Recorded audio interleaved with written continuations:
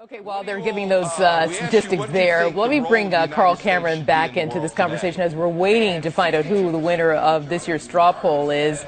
I think you mentioned earlier that Rand Paul might be in the lead, not an official winner just yet, and also explain to us that this is not any sort of politically binding result, but very important in terms of trajectory in terms of their political career, right? Yeah, I can report from a very reliable source that Rand Paul did win, and that it was 31% that I was told that he got. Theoretically, that'll bear out in just a minute when it becomes official.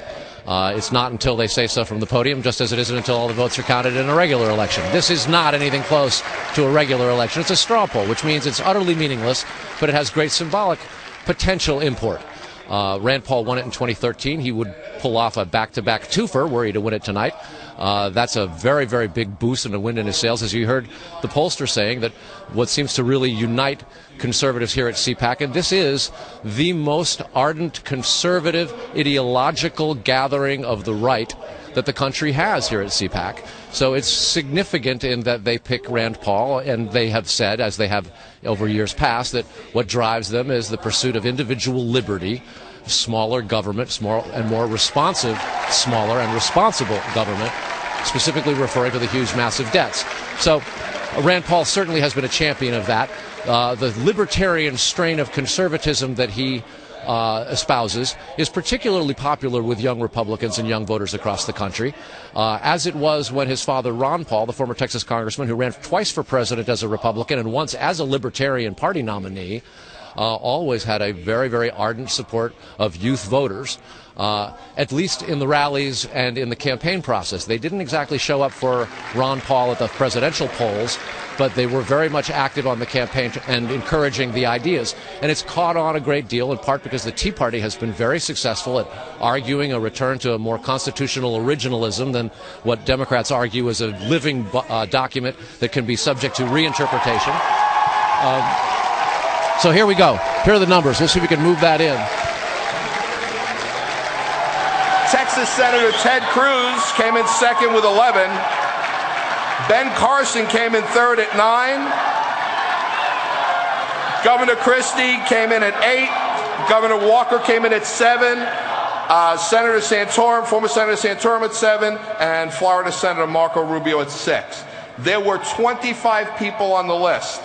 Not everybody scored more than 1%, so a lot of them in the other, and we had a whole slew of write-ins, but none of those write-ins, and they ranged everywhere from Jeb Bush to, believe it or not, Calvin Coolidge is making a comeback. But not all of them scored beyond 1%, so we clumped them all together. But again, thank you for participating. Look forward to next year for an even greater response next year.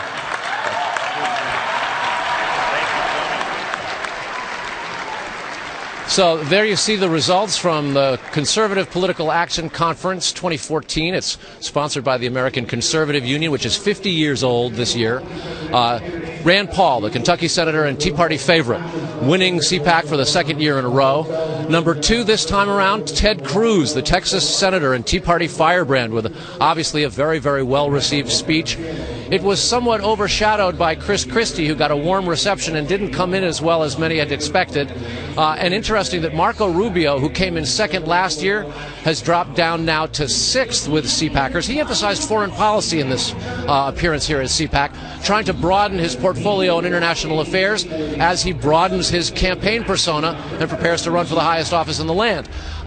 And interesting tonight that Dr. Ben Carson, the pediatric neurosurgeon, very, very popular Republican who really rose to national prominence at the National Prayer Breakfast a couple of years ago when he took on President Obama very aggressively, made a spirited defense for the culture of life. He, too, a very, very warm reception, coming in 3rd place here. Now, Ben Carson is not running for president. He has said he's flattered by those who are trying to draft him into the race, and if there's a groundswell of American support, he would consider it. There are 2 or 3 draft efforts on his behalf that were very present here. Lots of people walking around with Run Ben Carson, Run T-shirts and bumper stickers, etc. Clearly it had an effect, as was his speech today effective. He did speak today. The rest of the candidates on the ballot were all done speaking last night.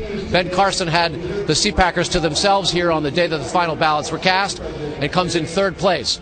that will get a lot of headlines. Someone who has not gotten a great deal of attention, very, very much a champion of social conservatism here at CPAC and on the right across the country, but not well known outside of that as a potential presidential candidate. The draft movement's been yelling about him tonight. The megaphone got caught at CPAC. Carl Cameron, thank you very much for wrapping it up there in Oxenham, Maryland. I want to remind everybody again that Rand Paul has won the straw poll there.